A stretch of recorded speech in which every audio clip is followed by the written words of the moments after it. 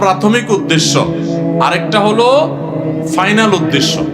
একটা প্রাইমারি উদ্দেশ্য, আরেকটা হলো ফাইনাল উদ্দেশ্য। একটা হলো প্রাথমিক টার্গেট। প্রাথমিক লক্ষ্য হলো রমজানের রোজা। এর মাধ্যমে আমরা তাকওয়া অর্জন করব, মুত্তাকি হইতে পারবো।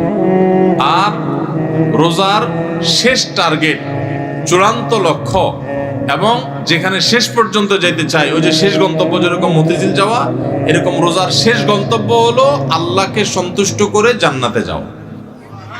এইটা হলো রোজার শেষ উদ্দেশ্য, ফাইনাল উদ্দেশ্য। এখন প্রাথমিক উদ্দেশ্যটা যদি আপনি অর্জন করতে না পারেন, তাহলে ফাইনাল উদ্দেশ্যে কখনো আপনি যেতে পারবেন? আপনার মতিঝিলে যেতে হলে আপনাকে মেইন রোড পর্যন্ত যদি আপনি যেতে না পারেন, তাহলে মতিঝিলে যেতে পারবেন? ঠিক একইভাবে রমজানের রোজা থেকে আগে আপনাকে মুত্তাকি হইতে হবে, আগে তাকওয়া অর্জন করতে হবে। রোজা রাখছেন, মুত্তাকি হইতে পারেন নাই, রোজা রাখছেন, তাকওয়া অর্জন করতে পারেন নাই, তাহলে আপনার ওই মেইন রোড পর্যন্ত যাওয়া হয় নাই। অতএব মতিঝিল পর্যন্ত যাওয়া, অর্থাৎ জান্নাত পর্যন্ত যাওয়া, আল্লাহর সন্তুষ্টি লাভ, সেটাও অর্জন হবে